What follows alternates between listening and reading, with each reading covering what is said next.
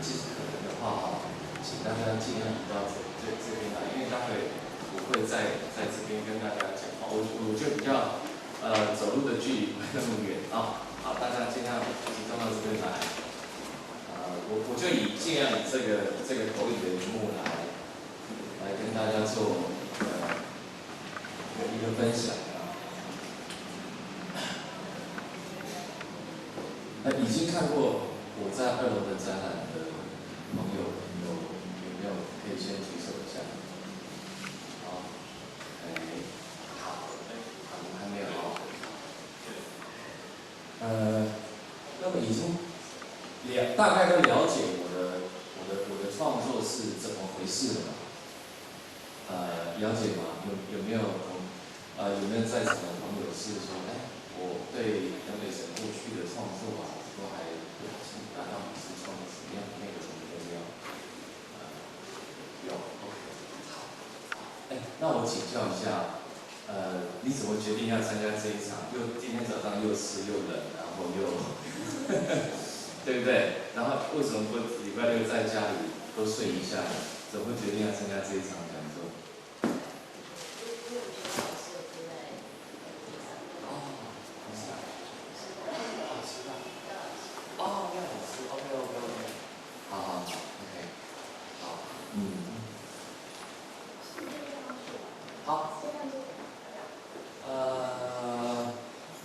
没关系。我这里面也有讲到，我这边跟大家简单说一下好了在座的朋友有的已经认识我的创作，有的还不清楚。我简单的说一下，我是一个木雕艺术家我不强调自己是木雕家，因为其实木雕家有一个木雕家的概念框框，但是呢，艺术家的自由度再多一点点。那至于我为什么是木雕艺术家，待会我们在播影片里面可能看完我们的介绍，大家会稍微比较有一点概念那么我一直是用一个写实的一种创作手法来进行对整块原木的一个雕刻。那雕刻的对象是什么呢？雕刻的对象其实就是一些我们日常生活当中经常可以见到一些很平凡的物件，它可能是衣服，可能是鞋子，可能是什么这样子。这前面我们就跳过去了这个是馆方给我大概做了一些简单的介绍这个作品待会在楼上大家都可以看得到。很多的朋友以为，包括是在我们在布展当中，很多艺术家，我们这个联展艺术家，大家也会到各个展会去互相看一看。很多人以为这个是这一区是文献展以为这里面都是现成物，其实这并不是这些都是原木雕刻的。OK，这个我今天想跟大家介绍一下，就是说我的这个创作呢，它是从1997年开始，那一年我大3，所以其实我大3的时候，我开始在做一个写实的雕刻，我也不清楚自己在干嘛。大3那一年我念台北艺术大学，我在那一年也才开始接触到木雕刻。老师说，北艺大的老师都是这样他就是给学生很自由的去发展。老师说你想做什么都可以，就每个人都发一块木头，你要干嘛就干嘛。同学开始做很多没有想法的东西，我是那种其实想法不多。然后想我干嘛呢？然后有一天我就看到我自己穿着一双鞋子我想说，我来雕个鞋子好了，我就照着它雕。不过其实没有什么创作的概念，现在都还不成熟，我只知道我就去做看。用1学期的时间，我刻了1只鞋子，不是1双，只刻了1只然后自己觉得很有成就感。那时候我记得有一位老师，他就说你花1学期的时间就刻这么一件作品，他说你这样子，将来一辈子你能做几件作品我想说我也不知道，但是我知道那个过程我很喜欢我在那里没有想过以后来真的可以路走创作走到现在，当年想都不敢想，那时候才大三嘛，对自己的未来其实是懵懵懂懂。那我一直很清楚的记得那一年是1997年，香港回归的那一年。从那个时候，我一直到差不多有10年的时间，我一直都在思考我的艺术到底是什么。因为这10年的时间我一直在做，然后我发现我可以把写实的这个部分做得越来越好。我可以模拟一个东西，模拟的非常非常像，可是我的艺术到底是什么，其实我是不清楚的，隐隐约约的，模模糊糊的，但是，那个有点像是如果说在座已经正在过着婚姻生活的人，应该比较能够理解，艺术家跟他的创作其实很像夫妻关系，有时候你会跟他相处得很棒。有时候你会跟他相处得很痛苦，那你也不晓得说，结婚干什么？我生这个小孩子干什么？可是我只知道说，这么做是蛮有意义的，而且一路就一直走下去了。就艺术家跟他的创作，至少对我而言，我跟我的创作就是这么一直在探索到现在其实也有一些，我相信也有一些观众会觉得说，一个这样的艺术家，你可以把木雕的技术掌握得很好，你可以把一个东西刻得很像。OK， 我很佩服你的技术，可是你的创意在哪里？你对艺术的主张是什么？你艺术的当代性又是什么东西？你要告诉我们什么？这部分其实也是很多朋友他其实，如果说他了解我的作品的话，我相信这也是会存在他们心中的某一种疑问。这个疑问也是一直这10年多，这差不多10年的时间，我一直在问我自己。当别的艺术家，比方说我们看着艾薇薇、看着蔡国强这些很有代表性的华人当代艺术家，他们每次都可以有一大篇的，很看起来很雄伟的，看起来很了不起的一个很强大的一个论述的时候，我的论述在哪里？我好像没什么论述了，我就只是把一个东西，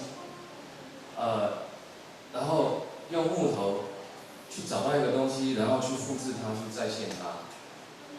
那我是不是一个这个我有朋友笑我说我是人肉3D 列印，只是我用的材料是木头而已。那这样我不就是一个工匠吗？这10年当中，其实我是不断的在思考这个问题。那当然后来越做就慢慢就越清楚了。后来我发现，中华电信就帮我做了一个非常非常好的注解。这中华电信4G 的时候，他在推4G 的时候，不是有一个金城武这个广告吗？虽然说就推展4G 业务而言，这个广告是个不知所云的烂广告。大家除了觉得金城武很帅，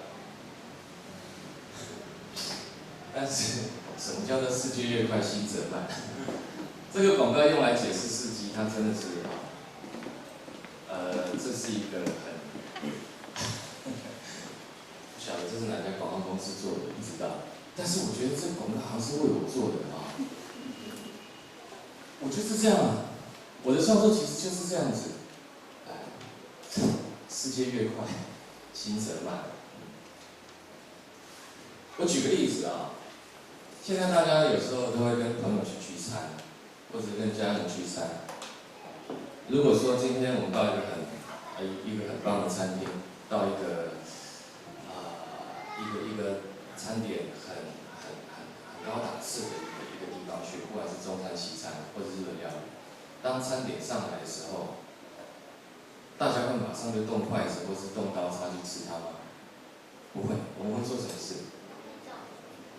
拍照，对，我们会把手机拿出来拍照。为什么要拍照？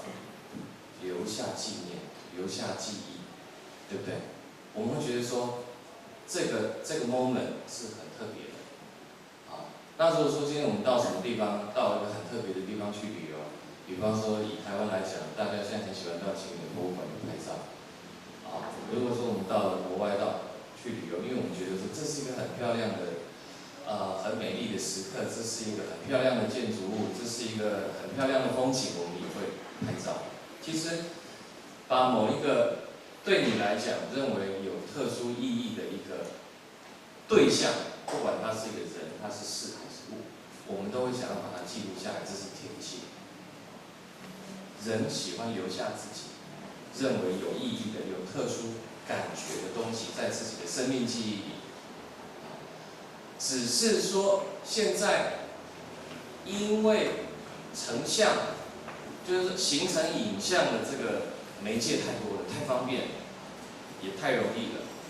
而且也太廉价了，所以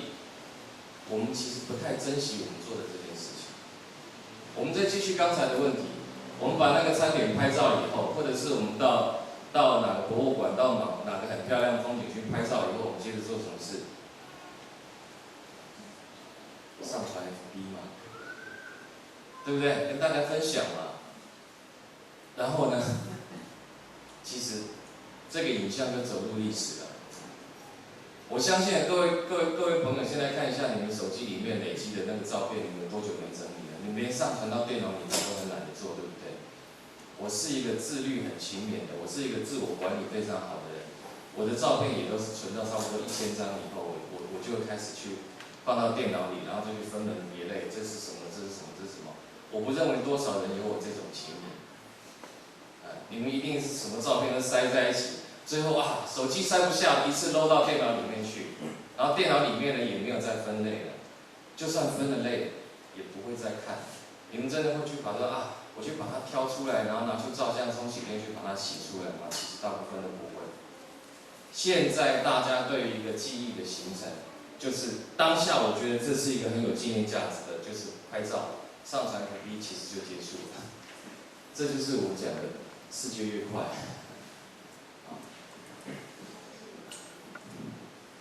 所以我后来想到一个问题，就是过去我们用想到几个问题啊。过去我们用什么样的方式留下记忆？以前可能会用绘画的方式，会用书写的方式，就算是用照相，我们也是用很昂贵的底片去拍照，拍得好不好也不知道，反正一卷底片不是24张就是36张。在座可能一些比较年轻的朋友都没有经历过底片的年代，拍完之后呢，你拍的好不好也不晓得，还要送去冲洗店全部把它冲洗出来，一花又是好几百块。洗出来之后，可能里面只有几张照片能用。所以以前的摄影师跟现在的摄影师最大的不同是什么？以前的摄影师他很在意他的构图，很在意他的焦距有没有调清楚，他很在意他的曝光、它的景深、它等等，它是非常讲究。老派的摄影师都是这样，即使是他现在用的是数位摄影，他还是会很谨慎的去注意他按下快门的那个 moment 时候，他 ready 好了没有。但是年轻一辈的摄影师很不一样的是，他拿着照相机，他可以快速的拍照，他可以咔嚓这样拍之后，从几百张、几千张的照片里面再去挑出他想要的。这个没有好坏的问题，这是一个创作的习惯的问题，越到了现在，就是我刚刚讲的，我们现在是怎么样的形式记录生活？大部分来讲，我们都是用数位的方式，那未来我们会留下什么样的感动想去回想过去呢？这是我留给自己的一个疑惑，我相信也是各位朋友今天应该会感受到的某一种疑惑。这个人是我爸爸，我不晓得各位看到这样的一个人什么感觉啊？我是一个眷村子弟，他肩膀上这3颗棉花代表他的官阶是上校，可是他其实站的是将军的缺，因为他的兵科这个是政战，所以一个政战兵科的上校，他就等于是一个陆军的少将。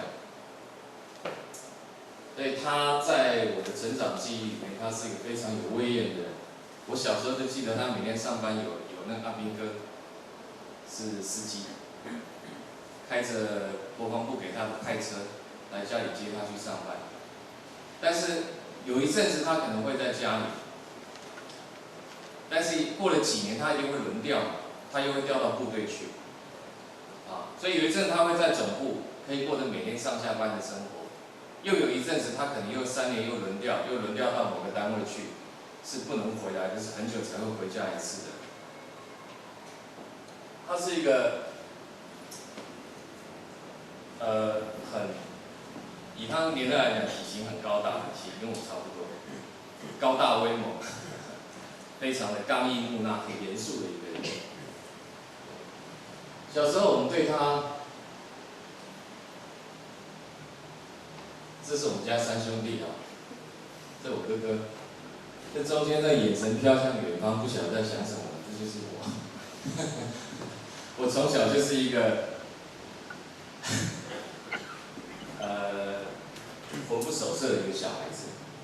我哥哥我弟弟功课都很好，他们都是建国中学的。那只有我是一个那种高中联招考不上，然后什么都考不上，最后跑去附近美国混一混的，就是我。我们3兄弟各差1岁而已，就是我爸爸妈妈结婚的晚，所以我们家就是1年生一个，啪啪啪，1年生一个就连生3个。那3个男生在一起，从小就打成一片，从这边打过去，杀过来，因为爸爸不在家嘛，那妈妈一个人其实又要做家事，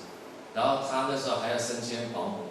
因为军公教家庭的生活，我们家就只有爸爸那一份收入，军公教家庭的其实生活是过得很辛苦的。我们全家5口人住在一个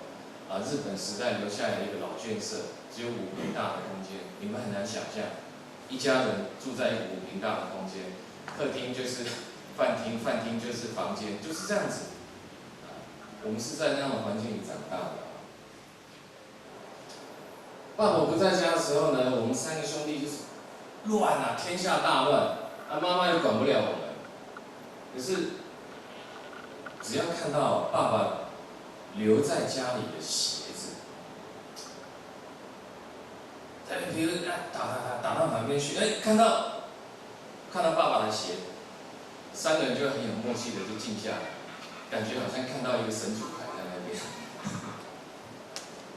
就是这双鞋。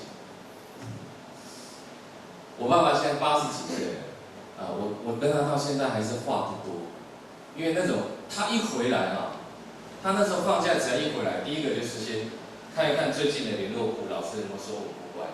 再看一看我们现在的功课有没有成绩不好，他一回来吃饭，我们大家就要坐板凳，然后把背挺直，吃饭的时候碗要捧着，双手要夹紧，完全就是军事化的管理。我记得有一次我感冒，然后一边吃饭的时候一边鼻涕在那边流下来，我会吸进去，流下来又吸进去，然后一边在捧着饭碗吃。我父亲把筷子往桌上一拍，大骂：“你是不会去把鼻涕洗掉再来吃饭的？”那是我幼稚园吧，我能印象。爸爸一回来，我好紧张，全家都好紧张，连我妈妈都好紧张。但是他不回来的时候，又会想念他。看到别的小朋友跟爸爸牵着手去哪里玩什么的，我会想念他。但爸爸回来，有时候带我们全家出去玩，我们家那个画面很妙。我爸爸一个人在前面一直走，然后我妈妈拖着3个小孩子，跟他距离差不多有10几公尺，就差不多是我跟那个墙壁的距离。爸爸在前面走，然后我妈妈就拖着3个小朋友，我们没有人敢去走到爸爸旁边，就只能远远的跟着他。但是想要跟上他，又觉得我不要，我还是跟妈妈先比较安全。我们家3个兄弟到现在还是跟妈妈很亲，什么话跟妈妈讲，没有人要跟爸爸讲。但是我们心里面爱不爱他？我们非常爱他，因为他把他，我记得以前他们的薪水袋都是领现金的，他那个薪水袋回家，他每次倒一倒，然后把那个大钞通通给我妈妈，当着我们的面，然后剩下一些零钱，再装到他的口袋里。然后他还跟我们讲说，爸爸有这些钱就够了，因为他反正吃啊住啊都在部队里面，他是这样子养，是这样子撑起一个家。我们爱他，但是我们不晓得怎么亲近他。我爱他，但是我又怕他。一直到有一天我在整理他的东西的时候，我在整理家里，我看到说，他已经退伍很久了，退休很久了，就看到一双他的这个鞋子，我小时候说不出来的那种矛盾的父亲的那种情节啊，一下子就涌上心头了。我就说爸，你这鞋子没有用，放在我这边，我把它做成作品好不好？然后说好啊，很酷酷的就说好，我就用1年的时间雕成了一双这个鞋子。我记得是2009年开始刻，然后2010年完成。刚开始刻完的时候呢，我还不太敢上颜色，因为我觉得我是个木雕家，我应该要尊重木材质，我必须要让木材质的美感被看见。其实，在这双鞋之前，我作品都没有很重的上色，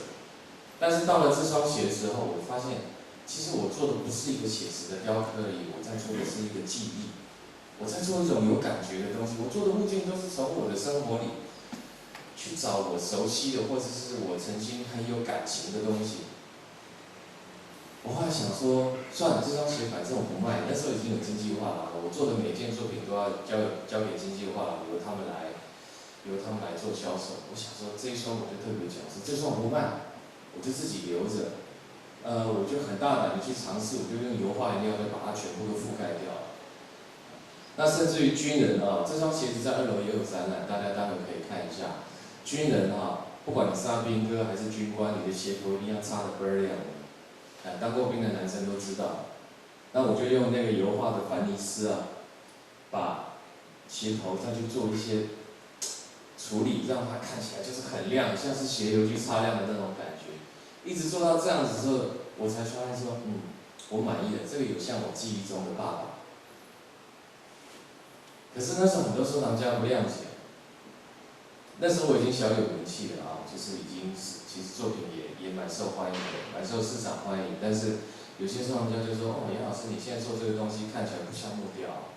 你现在看起来不像木雕，你用木雕刻它干什么？然后有的收藏家甚至于说，杨老师你做这样没有木雕的感觉，你这作品我就不想买。其实对一个对一个创作人来讲，那是一个很大的压力。我想怎么办？我要做我想做的东西，市场不买单。那市场买单的东西我又不想做，最后怎么办？我还是坚持做下去了啊。这个漂亮的女生，这是我太太，这是她人生最美丽的一天吧，就当新娘的那一天。那一天，她要结婚之前，她到美国去出差，因为她之前在画廊工作，她到美国出差，回来时候呢，她就带了一双红色的高跟鞋。她说：“老公，我结婚婚礼那天我要穿这双鞋。”她说这个其实不是玻璃，是亚克力，但她说这个好像一个灰姑娘她想要的那个玻璃鞋啊，然后我结婚时候你要帮我穿上。我说好。这就是那一天头发很呆的我。我也穿了一双新鞋，这是我的新郎鞋，这是他的新娘鞋。结果婚礼那天，因为交友不慎发生了惨剧。这边有台湾艺术大学的同学啊，你们认识这家伙是谁对不对？你们看过宋启德老师的这个嘴脸吧？婚礼那天我们在草山行馆结婚，然后呢，我太太穿了一天的鞋子，她现场就把她鞋子摘下来说：“喝酒，喝酒，喝酒。”结果倒了3杯红酒，在鞋子里灌满3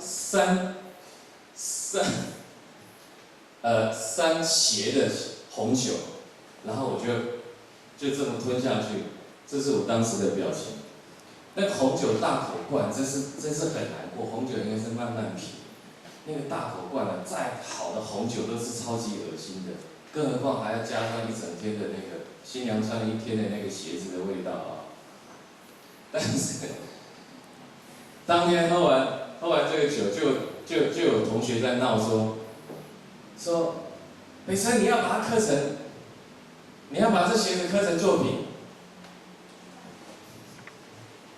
我真的就把它刻成作品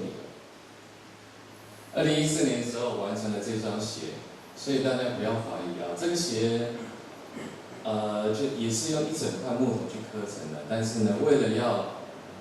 尊重那双原来物件，所以我也特别去找人定制了一模一样的亚克力，然后把它镶嵌到这个鞋子上。这就是我太太的新娘鞋。但是为了不要让那双鞋很孤单，我把我的新郎鞋也做成了一双作品。其实我的艺术真的没有什么，我跟大家一样，只是我用的是雕刻，大家用的是顺手一个拍照，大家的时间很快，我形成作品的速度很慢。像这样子有鞋带的鞋子，差不多都要做到8个月左右，才能够完成。其实最后，我觉得我的创作它跟别人不一样的是，只有速度吧。我认为越缓慢的沉淀，它才能够沉淀出更多的内容。你越快速的流动，它就越不可能沉淀出什么样的东西。如果要说我的艺术在追求什么东西，其实它只是在我个人的一个记忆的形成。所以我的展览呢，一直都是叫做雕刻记忆。这个系列我都称之为雕刻记忆。它对我来讲就是一个好像是写日记一样，写我的故事，写我朋友的故事，写一些其他人的故事等等的。所以像在2楼的展区还会有前卫生署长杨志良的包，还有呢李应堂先生的包，我都有把他们的一些故事呢，写在我的作品的那个作品台旁边，大家可以稍微去看一下。以上就是我一个小小的分享，谢谢大家。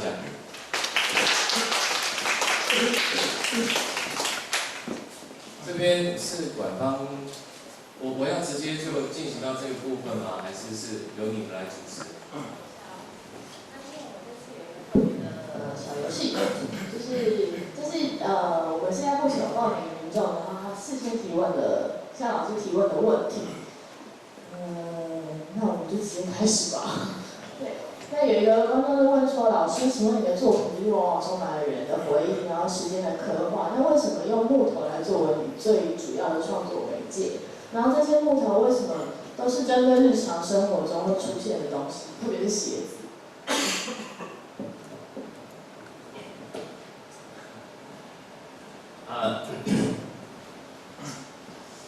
我的作品充满了关于人的回忆和时间的刻画。我想说，这其实应该不是我个人特别的偏好嘛，就像我刚刚讲的，每个人都喜欢这么做，只是我选择的是一种很高成本的方式，它有很高的人力成本，很高的时间成本，还有很高的技术成本。木料的成本其实还好，因为我的东西不大，用到的木料并不多，材料的成本不高，但是是非常昂贵的，以及技术的成本更是非常的昂贵，因为我要养成这样子的技术，是花了很多年的时间。那为什么选择木头作为我的媒介呢？而且取材日常物品，又特别是鞋子。我先讲，这是2个问题。第一个，为什么用木头作为我的媒介？在大3的时候，我接触到了，因为我选择雕塑组嘛，美术系里面去分组，我选择雕塑组。雕塑组又要接触到木材质、石材质、金属跟塑造。我发现不管是哪一种材质，你除了做木材质以外，其他的材质，就雕塑家而言，你都必须像个工人一样的工作。你的工作室就像工厂一样，真的很不优雅，真的很脏，真的很肮脏。好，那我是一个处女座，我很喜欢我的工作室，就是木头的感觉，然后木头的地板，然后最好的工作时候不要流汗，要有冷气吹，还可以听古典音乐。雕塑里面只有木材质可以做到这件事情，很舒服。我的工作室很舒服，每个助手他工作的空间都是有冷气空调的，后来我发现有个意外的好处，就是因为我的木头在制作的过程当中都吹空调吹习惯，我连被我雕刻的木头都很享受，所以我的木头后来在博物馆展出或者在画廊展出，在空调的空间里的时候，它不会再收缩变形，因为它已经习惯干燥的状态，所以我的木头不太容易说我的作品到博物馆展出会裂开。很多艺术家是这样子的，他的作品是很 OK 的，送到哪个地方去展出，或者是在进到收藏家的家里时候，一旦面临24小时的空调，它就裂开了。我的木头不会，因为我的木头都已经享受习惯。所以第一个我用木头的原因是因为它的工作环境可以很干净，因为我不用机器，我几乎不用，我都是用纯手工去雕刻。一块木头的成型几乎都是纯手工。如果大家搜寻我的名字，上我的粉丝专页，我常常喜欢把我工作的过程不断的po上粉丝专页，大家会看到说它全部都是用手工雕刻的所以我的工作室可以很干净，很优雅，我工作的样子也可以很像我自己想要的艺术家，这是第一个。第二个，木头有香气，所有的材质是做不到的。你在打石雕的时候，只会感觉到粉尘，然后只会感觉到用机器的噪音。你在做泥塑的时候，身上会脏兮兮的；在翻石膏的时候，更是一团乱，可是呢，做木头不会。当你一刀打下去一个木料的时候，它就有一个这个香气出来。你在打到别的木料的时候，比如说你今天刻的是樟木，明天你刻的是块木，再来你刻的是肖楠，其实味道都不一样。你连刻樟木低水平、低海拔的樟木跟高海拔的樟木，它的香气都不一样。那种我们平常闻到的那个樟脑，很刺鼻的味道，那个就是低海拔的平地樟，它的香气就很浓郁，然后很艳俗，感觉好像是一个女生化了很俗气的浓妆，用了很廉价的那个化妆品。但高海拔的木头的话，它就有一种很优雅的香气，像一个很气质优雅的女人是一样的，只有木材质会是这样的一个状态。所以我是爱上木材质以后，我才决定要做创作，做什么我都无所谓。我曾经想过说，我如果今天没有做木雕的话，应该当木工，我也会愿意吧，就是做细木做的那一种，为什么是做日常的物品呢？我想这个刚才我的 PPT 里面也跟大家介绍过了我觉得这些东西对我来讲是有感情、有记忆、会触动我的心灵的东西那至于为什么是鞋子，我告诉各位，鞋子我不晓得为什么以前就有一个人，以前我就听过一个故事，就是有个人怕老婆他有个男人他很怕老婆，他尤其是怕看到他老婆的鞋，因为他老婆总是用鞋子来丢他。鞋子很有趣，我们其实常常判断一个人的衣着的时候，一开始我们都是忽略他的鞋子，可是后来我们又会常常发现说，你要判断一个人的品味，你不是看他的衣服，而是看他的鞋子。要判断一个人他是不是有什么样的一个很特别的人格特质，往往你可以从他选择的鞋子里面去找到一些讯息。这当然这是我后来才发现的为什么喜欢做鞋呢？因为我真的觉得鞋子太有趣了，就像小时候我看到我爸爸的鞋，就好像看到他的那个本尊跟分身一样的那个道理。我看到他的军服还没有什么感觉，看到他的军鞋我就特别害怕。好，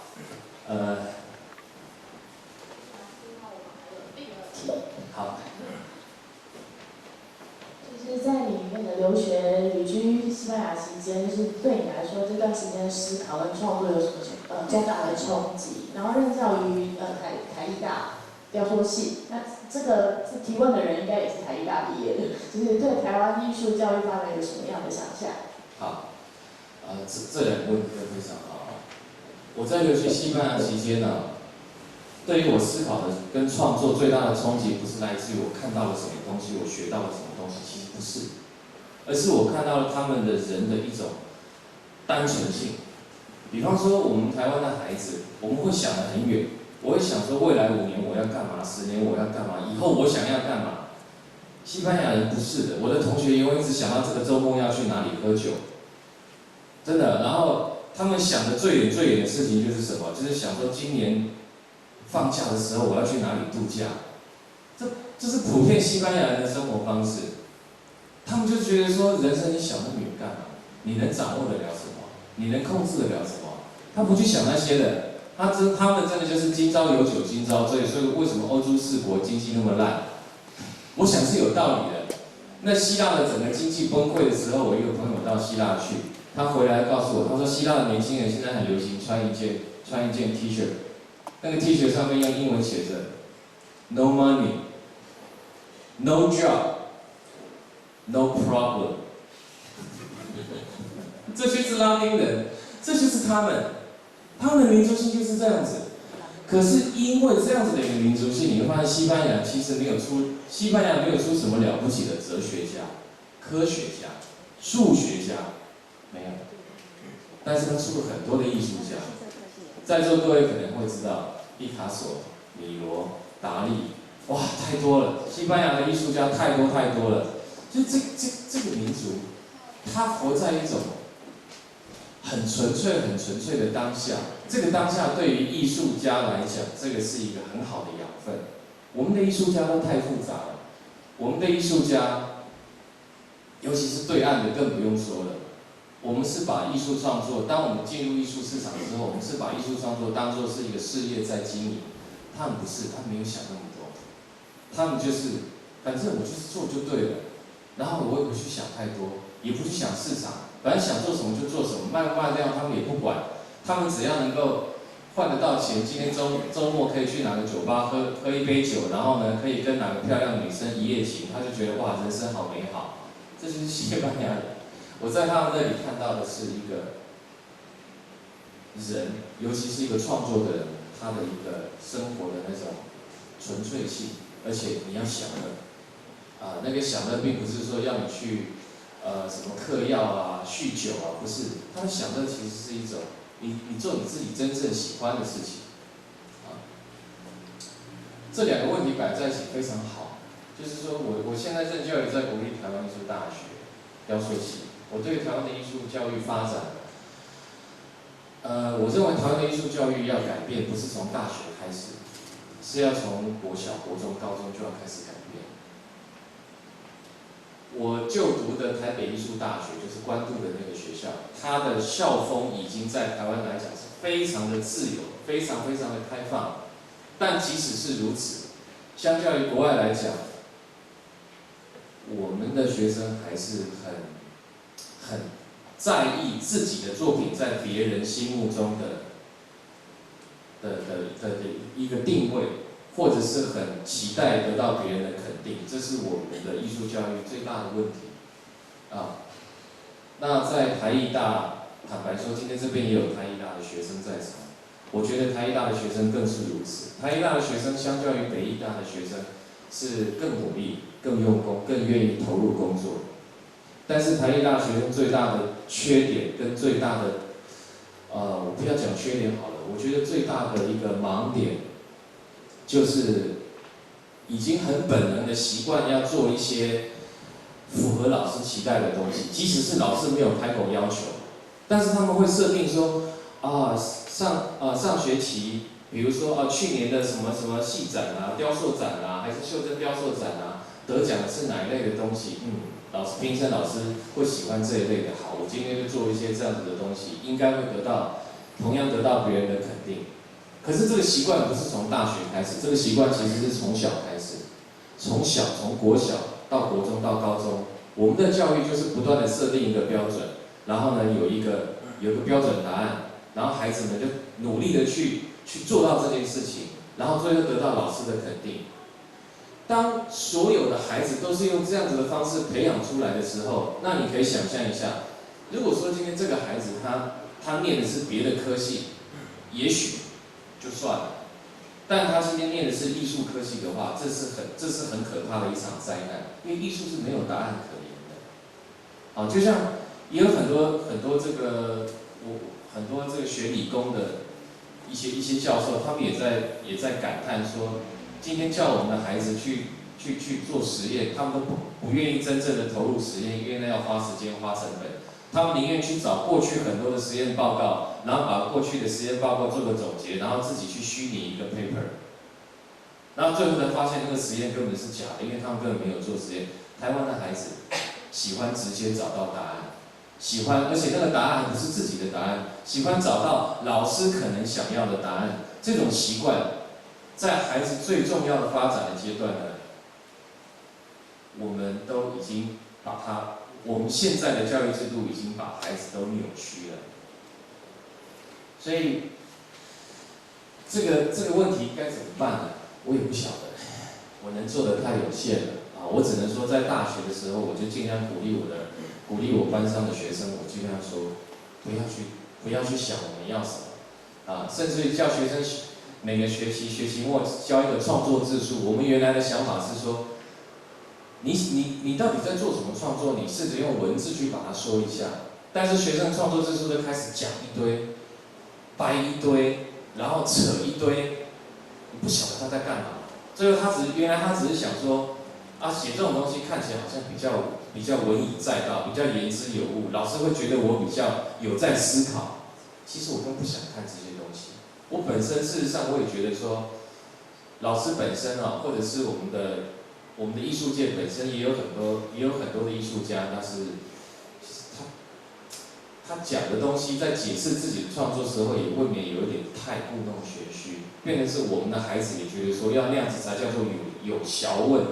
要写那种理论，掰出那种东西，才觉得自己是有思考性的艺术家。其实艺术家，我真的觉得，我不在意我的东西有没有思考性，我更不在意人家觉得我的作品有没有思考性。我很在意我的作品，你看了有没有感觉啊？你会不会感动？我比较在意这个东西。我认为艺术创作它就是一种分享，就像是我如果到一个餐厅去，对不起，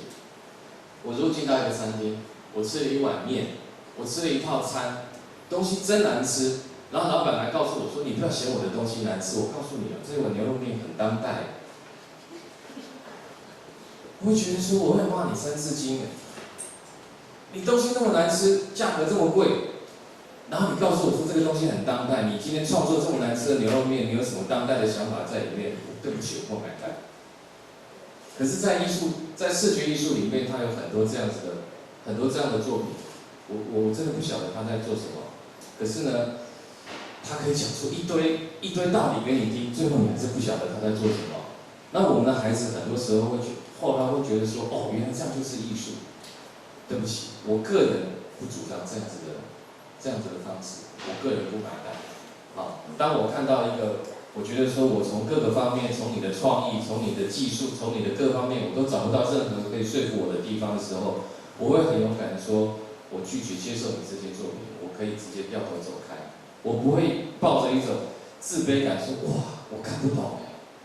哇，这作品好高深哦，我实在是好差哦。千万不要有这样的想法。因为到现在我还是有一堆作品看不懂，我现在拒绝去接受。就像我觉得你说这碗牛肉面多当代，那是你家的事，我觉得难吃我就不买单，就是这样子。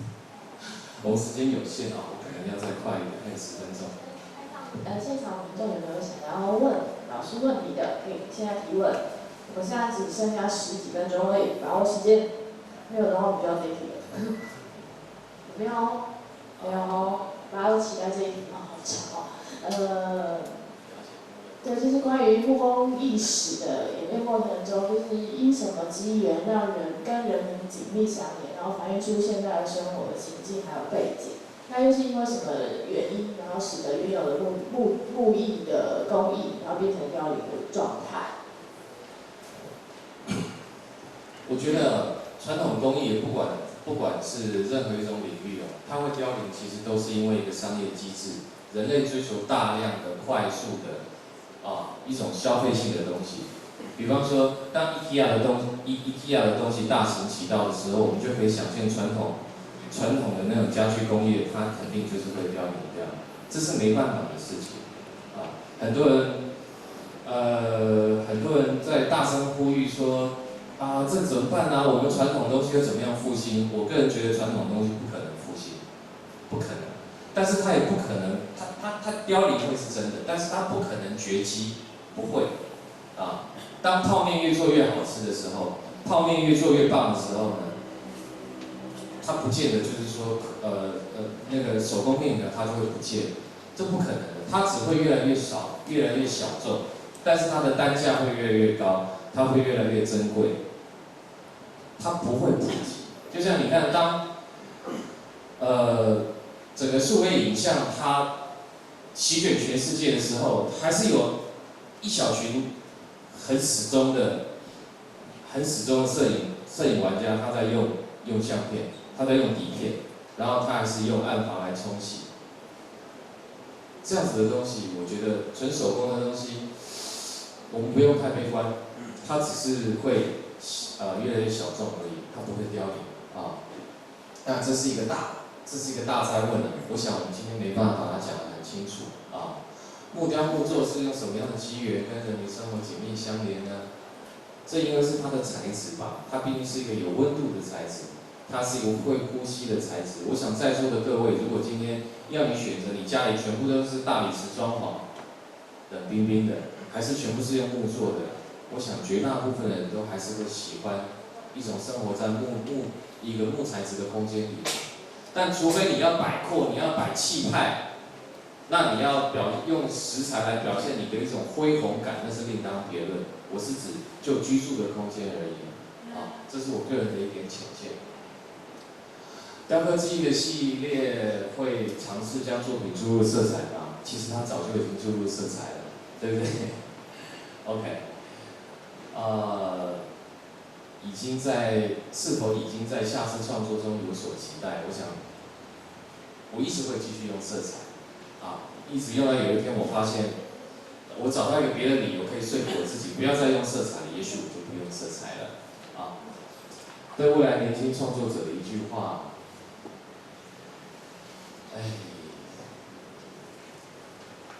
我觉得基本功吧。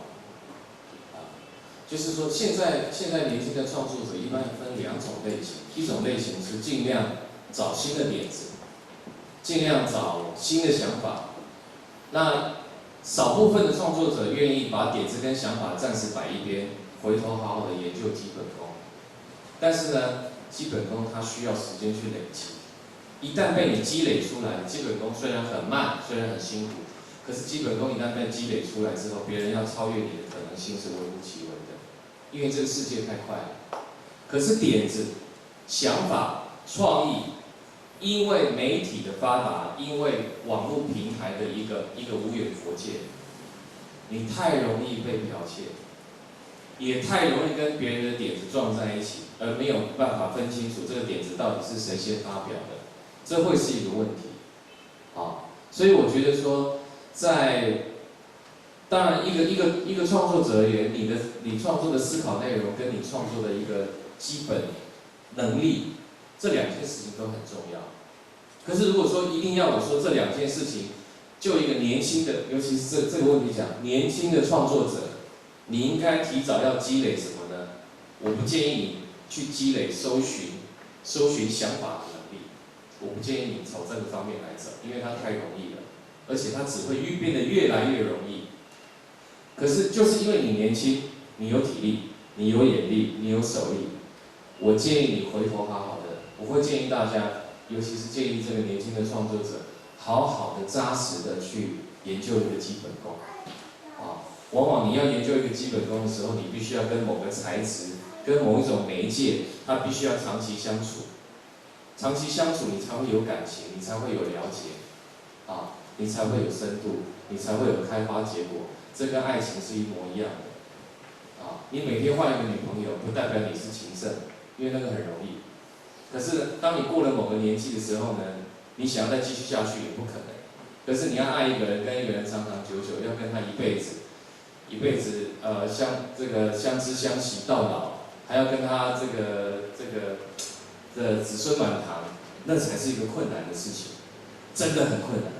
好，但是当你做到的时候，那是很有成就感的事情。好，当有一个小娃娃跑过来叫你一声阿公，叫你一声阿嬷，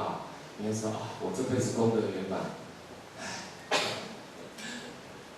好，谢谢大家。